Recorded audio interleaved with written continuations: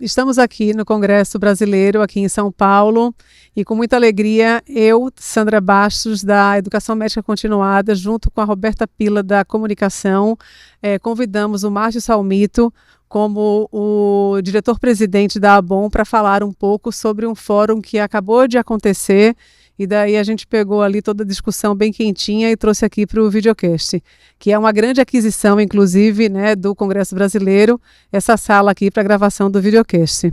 Então hoje nós vamos discutir com ele o que foi discutido, né, então, nesse fórum, e a minha primeira pergunta para ele vai ser se a otoneurologia existe ou não. Conhecimento científico em que o otorrino é protagonista, né? Então a otoneurologia é a junção da oto com a neurologia. Basicamente a gente estuda os sensores, que é o que tem na otologia, né? O labirinto como um sensor de audição e como um sensor de movimentos, e a integração com a neurologia, né? Com todas as vias centrais, participando do equilíbrio, da audição, da compreensão e tudo. Essa área de conhecimento científico, que historicamente sempre fez parte da otorrino, ela acaba tendo vamos dizer, atores profissionais, hoje em dia, não só o médico otorrino, mas os médicos também de outras especialidades, como principalmente o neurologista, e a participação de profissionais de outras áreas da saúde, né? Principalmente a fonoaudiologia, que trabalha muito em conjunto com o otorrino, e a fisioterapia. Então, juntando tudo isso, hoje em dia a otoneuro está aí nesse, vamos dizer, turbilhão aí de conhecimento compartilhado entre essas áreas. Agora, antes da gente estava lá ainda há pouco, né? Para mim foi um grande prazer estar ali, me familiarizando cada vez mais aí com todas essas dinâmicas, né? De como a gente deve funcionar como médico otorrinolaringologista nesse universo todo que a gente vai destrinchar nesse episódio. Mas antes de a gente entrar e conversar um pouco mais, eu adorei a frase que você falou lá, dizendo que a otoneurologia nem existe, né? Então, assim, explica isso, porque eu achei maravilhoso. Porque, assim, a gente vive a otoneurologia, a gente se intitula, que não deveria, ou, né? Você vai explicar otoneurologista, que não é um termo correto, mas explica um pouco isso, porque ela transita, né? Os otorrinos, eles podem fazer, né? Claro, todos nós temos, como otorrino, capacidade, vamos dizer, de atender o paciente com tontura e com zumbido ou perda de audição, mas às vezes não é tão simples assim, né? Então, detalha um pouco isso aí pra gente. Quando a gente fala da especialidade, no Brasil a medicina é uma profissão regulamentada, né? Só pode ser médico quem preenche determinados critérios jurídicos. E o conceito do que é o médico, né? Que é aquele profissional que vai fazer o diagnóstico, vai identificar, né, um prognóstico, vai propor um tratamento, e tem as especialidades médicas, que são as áreas específicas da medicina que cuidam de cada área, né? Como o nome diz, mais específicas. No caso da otoneurologia, quando a gente fala que não existe, é no sentido de que a otoneurologia não é uma dessas especialidades médicas regulamentadas, né? Existe uma comissão nacional de residência, comissão mista de residência médica, que é formada por agentes do MEC, né, e da medicina, o Conselho Federal de Medicina, a Associação Médica Brasileira, e eles definem, olha, a otorrinolaringologia é uma especialidade médica, a oftalmologia é uma especialidade médica. E existem dentro das especialidades médicas áreas de atuação, que são especialidades médicas, que têm como pré-requisito uma especialidade anterior. Por exemplo, quem faz endocrinologia é uma área de atuação da clínica médica, né? Quem é médico do sono é uma especialidade, medicina do sono, mas tem que, antes de ser médico do sono, tem que ser ou médico otorrinolaringologista, ou médico neurologista, enfim, psiquiatra ou pneumologista. Então, a otoneurologia, ela não é uma especialidade mãe, que a gente fala, clínica médica, cirurgia geral, e nem é uma área de atuação de uma dessas especialidades mães. Então, ela não existe nesse sentido. Mas é uma questão, vamos dizer, temporal, né? Então, a otoneurologia dentro da otorrinolaringologia, ela já está muito bem estruturada, né? A otorrinolaringologia, como todas as especialidades médicas, tem evoluído. Então, a gente vê que o otorrinolaringologista hoje tem uma capacidade muito maior de intervir no diagnóstico e no tratamento do nariz. Então, existem colegas que dedicam tanto ao nariz que são, entre aspas, rinologistas. Mas a rinologia, apesar de que tem colegas que praticamente atuam só no nariz, não faz parte de uma especialidade formal. Assim como tem colegas que se dedicam hoje praticamente só a tontura e zumbido, né? né? Por quê? Porque é uma carência que a população tem de pessoas que se dedicam a essa área de diagnóstico e tratamento da tontura e do zumbido, que não é tão simples muitas vezes, é um paciente que tem algumas peculiaridades na anamnese, que tem um exame físico mais detalhado. Se a gente for pensar no campo de evolução do conhecimento, quando foi que se descobriu como é que funcionava o sistema vestibular? O sensor de movimentos foi decifrado muito mais recentemente do que o que foi decifrado o olfato, a visão, né? Os outros sensores já são mais conhecidos, né, há mais tempo, né? E o sistema vestibular, até pouco tempo atrás, não tinha nem as doenças ainda definidas. Migrânia vestibular foi definida agora em 2000, né, no começo dos anos 2000, paroxismia vestibular 2016, tontura cervical ainda não tem critérios diagnósticos. Então, é uma área de conhecimento científica muito recente. Então, por isso que existe uma carência na população, que a tontura é o segundo sintoma mais frequente do ser humano, só perde para dor de cabeça, e ele fica, né, perambulando, né, como diz na minha terra, de um lugar para o outro, e sem diagnóstico. Teve um estudo uma vez que mostrou que 8 consultas é o número médio de atendimentos médicos de um paciente com tontura até chegar no diagnóstico. Então, esse paciente carente de atendimento acaba encontrando, até pouco tempo atrás, uma carência de conhecimento científico. E, obviamente, que à medida que o conhecimento científico vai evoluindo, não dá tempo de todo mundo, né, se atualizar em todas as áreas, né? Então, muitos médicos saem da faculdade sem ter conhecimentos mínimos, né, nessa questão, e mesmo na otorrinolaringologia, apesar dos avanços, né, a ABOL, por exemplo, participa ativamente da melhoria dos serviços de residência, né, com os critérios de avaliação, com todos as medidas de educação médica continuada, mas aí a gente ainda vê colegas que terminam a residência de otorrino com uma deficiência na atuação de otoneurologia, né, a tontura e o zumbido. Então, dentro dessa carência, né, de conhecimento, né, dos conhecimentos mais recentes. Então, tem pessoas que buscam dentro de uma especialidade, algumas pessoas que se dedicam mais àquela área, né? Então, se a pessoa me procura com a doença do nariz e, de repente, eu que me dedico mais à otoneurologia, né, eu não consegui meio que fazer o diagnóstico, ou se o tratamento ainda tem alguma dificuldade, eu não vou conseguir resolver tanto aquele paciente, eu não vou conseguir ajudar tanto aquele paciente, e eu vou sugerir, ou ele mesmo não vai mais querer continuar comigo e vai procurar um otorrinolaringologista mais dedicado ao nariz, né, à rinologia. E a otoneurologia é isso. E quando a gente fala que não existe, é nesse sentido. Existe, né? Existe como área de conhecimento, mas não existe como campo. Isso é no Brasil. Sim. No México, por exemplo, a otoneurologia é uma especialidade médica. Não é uma área de atuação da otorrino. A pessoa termina a faculdade de medicina e pode prestar prova de residência para a otoneurologia. Então, lá no México existem otoneurologistas que não são otorrinos, nem neurologistas e nem outra coisa, é otoneurologista. Ou seja, criar a área de atuação é como se fosse criar uma especialidade. Você está querendo... Exatamente. Não, a área de atuação é uma especialidade médica com pré-requisito de uma especialidade anterior. Ou seja, porque daí você consegue trabalhar com aquilo por conta dessa complexidade toda que existe no próprio tema, e daí é isso que você falou, né? Nem todo mundo vai dar conta de saber de tudo, então é melhor que o paciente seja atendido por um especialista, ou seja, um que atue na área específica, porque daí ele vai ser mais bem conduzido.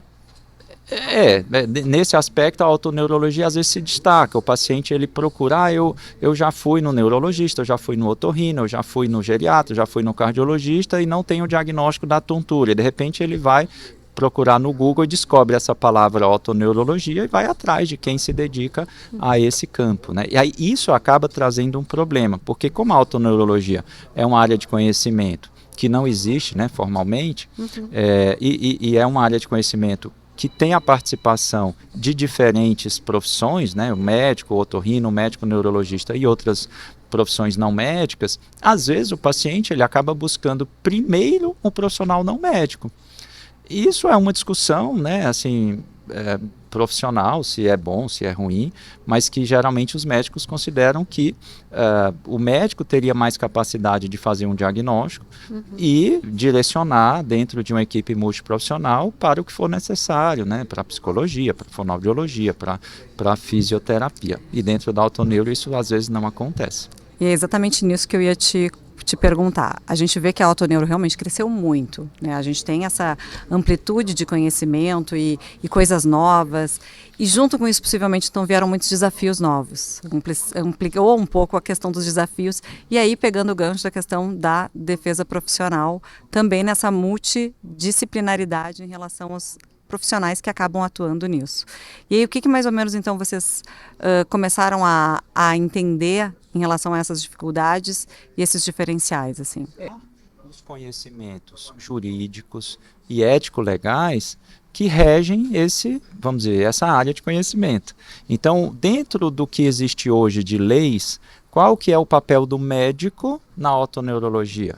Consultas médicas, procedimentos terapêuticos. Dentro do que existe de conhecimento hoje, qual que é o papel do médico no ensino desses conhecimentos para o especialista, que é o otorrino, para a medicina, né?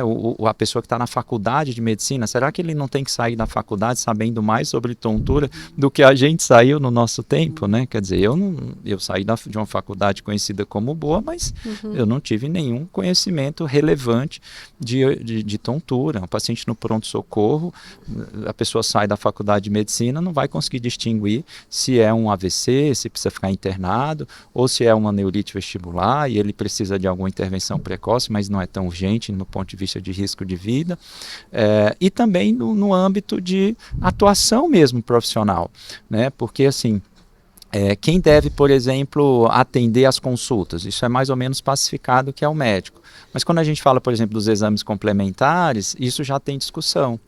Porque existem lugares em que os exames complementares no diagnóstico de audição e da parte vestibular são executados por médicos e responsabilizados pelos médicos, com assinatura, né, de um laudo, e existem outros locais em que a execução é feita por não médicos, e às vezes, além da execução, a responsabilização, quer dizer, a assinatura do laudo, né? E assim, no Brasil existem diferentes formas de atuação profissional médica, né, dentro do conjunto de leis que existe no Brasil, mas se a gente dividir de uma forma mais detalhada, a gente tem o serviço público, né, que é o SUS, e geralmente são né, locais de trabalho com concursos públicos, em clínicas públicas, etc., em que são feitas, por exemplo, concursos. E quando faz um concurso no SUS, por exemplo, para fazer um diagnóstico na área de tontura, quem que vai participar? É o otorrino que vai fazer um exame de verrite, um exame de nistagmografia? Geralmente não é. O que a gente tem visto é que as competências no SUS, né, que são regidas lá pelo aquele SIGTAP, uma série de exames da área de diagnóstico do otorrino, né, da audição e do sistema vestibular, são compartilhadas com otorrinos e fonoaudiólogos. Então, o gestor fica meio que podendo contratar fonoaudiólogos e não otorrinos para executar exames que, eventualmente, numa clínica privada, são feitos por otorrinos. Quer dizer, será que um deles está certo, o outro está errado? Essas discussões não estão bem definidas ainda, né? Entra muito na questão do ato médico, né? Exatamente. Aí, essa discussão entra exatamente no ato médico. Agora, isso se perdeu como, hein? Será que tem como saber, assim, por que isso se misturou tanto, assim? Por que isso, os limites, assim, existe uma interseção muito grande, né, entre o que o médico faz e o que, né, talvez o não médico mais próximo seja o fonoaudiólogo, né? Então, mas historicamente, o passo se perdeu onde, sabe? É difícil a gente definir, mas assim, historicamente a medicina sempre foi uma profissão com aspecto de liderança, né? O médico geralmente é o que faz um diagnóstico e define algo a ser feito. Né? Então ele faz uma prescrição, né? Aquele símbolo de prescrição tem toda uma história de Oníris, do Egito, etc., que é cumpra-se, né? Aquele significado, aquele xizinho, né? É no sentido de cumpra-se. Então o médico ele sempre teve um perfil de liderança. O perfil de liderança costuma envolver liderados, né? Então, dentro de uma equipe em que ele é o líder e existe uma pessoa que está precisando daquela liderança, que é o paciente que está com algum problema que ele não sabe dizer qual é e que ele precisa de uma orientação para resolver, o médico muitas vezes começou a precisar de auxílio de outras pessoas, né? Então assim surgiram, né? Não sei se assim surgiram, mas assim começou a ter esse conjunto de profissionais. Então a enfermagem, a fonoaudiologia, né? No sentido de ajudar nessa composição do diagnóstico, né? E do tratamento. Sim. Agora, em algum momento, o médico foi deixando de ser um profissional liberal, né? Então 50 anos atrás, o médico era aquela pessoa que, quando você adoecia, poucos tinham acesso, porque era caro, né? Medicina exclusivamente privada, e em algum momento surgiram os planos de saúde, com suas divisões de trabalho e com seus conflitos de interesse econômicos, né? Que tem um ente privado que quer, por exemplo, que o cliente gaste menos, né? Surgiram as entidades públicas, né? Então o SUS, né? Um dos conceitos do SUS é a universalização. Como que você vai universalizar de uma forma cara, né? Então um dos objetivos do SUS, por definição, já que ele quer a universalização, é reduzir custo, né? E uma das formas de reduzir custo é contratar profissionais menos custosos. Uhum. Não dá para a gente ter certeza, provavelmente foi um conjunto de motivos, mas eu acho que seria mais ou menos isso, a necessidade de um trabalho em equipe, no sentido de ter uma liderança e pessoas que contribuem no diagnóstico e tratamento, as diferentes formas de atuação profissional, né, deixando de ser exclusivamente o profissional liberal e passando a ser o profissional contratado pelo serviço público, o profissional, né, dos planos de saúde, e a questão econômica. Eu acho que, né, e isso, por um lado, tem aspectos positivos. É importante a gente falar, não é uma questão de defesa profissional no sentido de corporativismo. Existem aspectos positivos em você baratear o acesso à saúde, porque nem todos teriam acesso a uma saúde que é muito cara.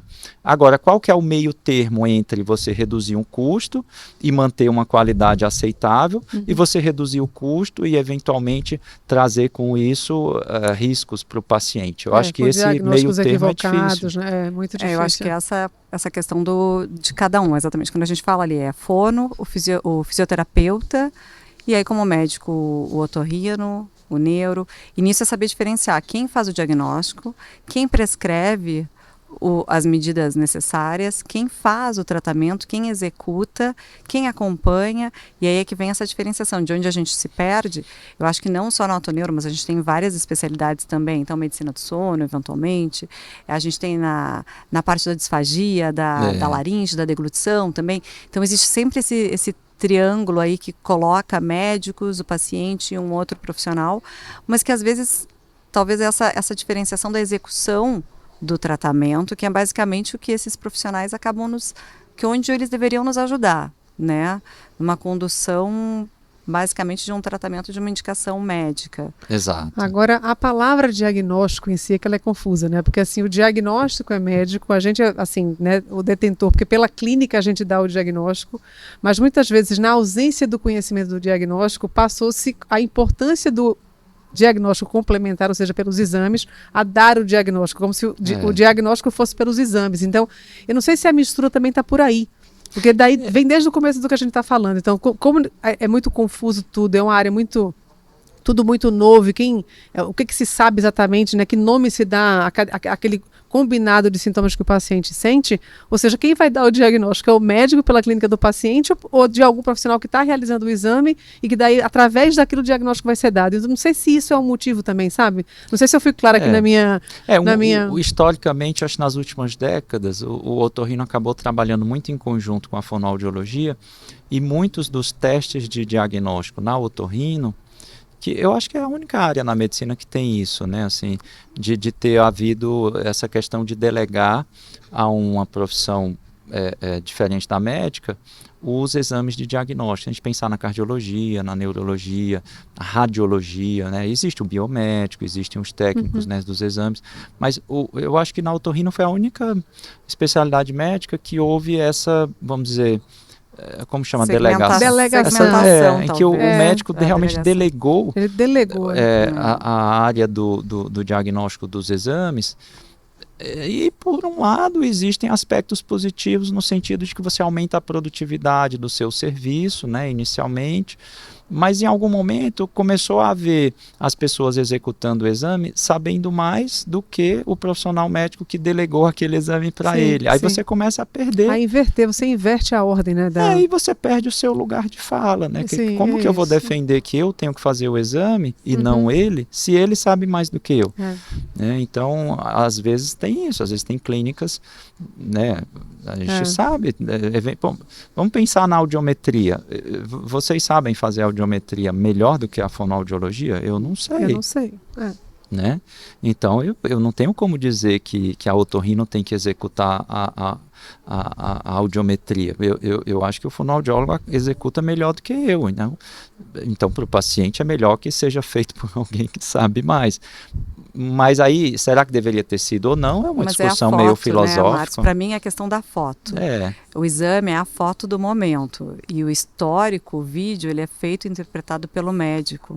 Então a gente é que tem, geralmente, exatamente, tem a história. E aí o profissional que está executando um exame, ele está vendo um momento. Exato. Então a gente tem, eu acho que essa diferenciação realmente se perdeu, mas é uma questão muito de... E por outro lado, por exemplo, na área vestibular, a gente tem uma carência muito grande de profissional não médico executar uma avaliação bem feita e um tratamento bem feito. Mas eu tive um congresso agora no Chile, teve uma aula de uma fonoaudióloga excelente, chama Bernardita, e ela falando assim da importância de você saber o diagnóstico médico. Então, por exemplo, um paciente com migrânia vestibular que precisa fazer reabilitação, e o outro paciente é um paciente com vestibulopatia unilateral. Então, ela falando que é importante ter esse diagnóstico, e aí ela explicou que a avaliação que ela faz funcional, que vai fazer com que a reabilitação dela seja melhor. Por exemplo, o paciente com vestibulopatia unilateral tem um problema mais de um lado do que do outro, então ele tem que fazer exercícios que vão estimular mais um lado do que o outro. O paciente com migrânia vestibular tem uma hipersensibilidade, então ela vai perguntar a sensibilidade que o paciente tem de andar no supermercado, de olhar objetos em movimento. Quer dizer, ela está fazendo uma avaliação funcional. Ela não está fazendo, ela não vai dizer para o paciente que ele tem migrânia vestibular, mas ela acha importante que se saiba se o paciente tem migrânia vestibular, e ela vai fazer um diagnóstico funcional sabendo aquele diagnóstico etiológico que o médico deu, e vai fazer uma série de diagnósticos funcionais muito relevantes para que ela possa fazer uma reabilitação bem feita.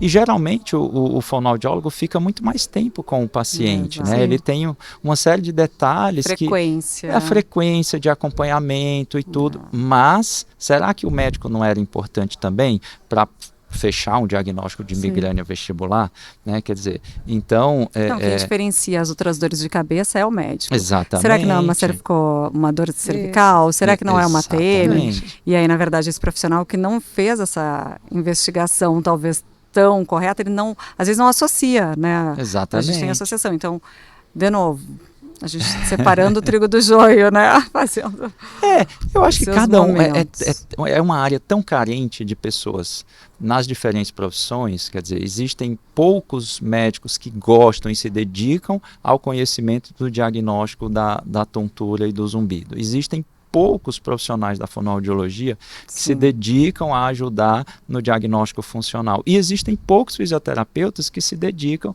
a essa área de neurofisioterapia, né, que ajuda nessa questão vestibular. Então não precisa ninguém fazer o papel do outro, né? Bastava cada um se somar, né? Se somar, quer dizer, quando... Não se dividir, mas se somar. Agora, deixa eu te perguntar, uma vez criada, assim, que a conquista ainda não foi alcançada, ou seja, a área de atuação ela não é uma realidade ainda. Uma vez isso acontecendo, o que você acha que vai... Qual vai ser a repercussão disso do ponto de vista... É uma questão difícil de responder, Sandra, porque existem especialidades médicas que acham que é interessante para a especialidade, no sentido ético, né, da medicina, de buscar o melhor para o paciente, toda aquela coisa, ter diferentes áreas de atuação, né? A radiologia, por exemplo, acha que é interessante ter o especialista no ultrassom, no Doppler, não sei o quê. Então existem diferentes áreas de atuação. E existem outras especialidades como a nossa, né, a otorrino, que considera um risco as áreas de atuação dividir vamos dizer, o poder, sei lá, dividir a nossa especialidade e enfraquecer a nossa especialidade. Eu acho que talvez assim seja alguns receios acho que de geração, assim, eu acho que a tendência é que haja realmente essas especialidades e, ao mesmo tempo, quando vai dividindo demais, acaba tendo a necessidade de ter o generalista que vê tudo, né? A gente vê hoje o quanto que é importante um pediatra geral, né? A gente sente falta daquele pediatra geral. É isso que eu ia falar, quanto mais fragmenta a medicina, mais o paciente é complicado, difíceis. né? Mas Então, tem os o dois local, lados, né? Tem o local para o especialista. Então, por exemplo, se a otorrino decidisse que nós precisamos fazer as diferentes áreas de atuação formais, existia o rinologista, o otologista, o otoneurologista, o laringologista, pode ser uma decisão colegiada da ABOL. Isso iria trazer benefícios e iria trazer alguns problemas.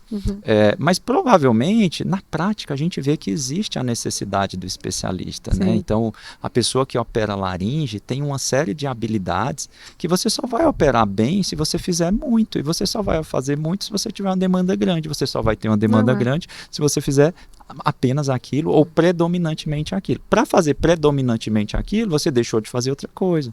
Então, por que não dar um título àquele laringologista, né? Agora, ao mesmo tempo, a gente precisa ter o otorrino geral, que vai fazer ali o diagnóstico ali de 80% das coisas e direcionar para um eventual especialista.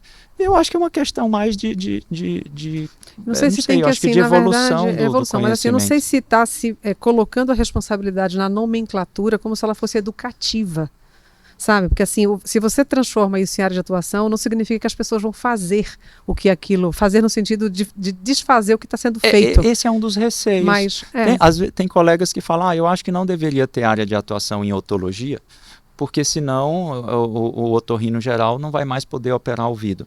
Imagina, quer dizer, a gente deixa de ser médico porque a gente virou otorrino? Quando eu falei até dos médicos para os não médicos, por exemplo. Então, assim, se a gente transforma a otoneurologia numa área de atuação, será que os não médicos, eles vão, essa intersecção, ela vai ser rompida? Essa intersecção é difícil de definir de qualquer jeito, com formalizações ou não. O termo otoneurologia que a gente falou no começo que não existia, na verdade existe, né? Que é uma área de atuação hoje da fonoaudiologia. Isso. Né? Então, essa questão do fórum de defesa profissional, acho que é algo importante. Melhor seria, inclusive, se a gente conseguisse colocar no mesmo fórum as outras profissões também para discutir.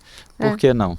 Né? Quer dizer, se a gente atua em conjunto... isso ser considerado em algum momento, né? Porque daí talvez seja necessário, inclusive, né? Ô, Márcio, linhas de ação, então? O que a gente pode começar a pensar em relação às coisas para andar e para melhorar e integralizar um pouquinho melhor? Perfeito. Acho que a gente conseguiu, aliás, um grande sucesso hoje, porque a gente conseguiu a aprovação do texto.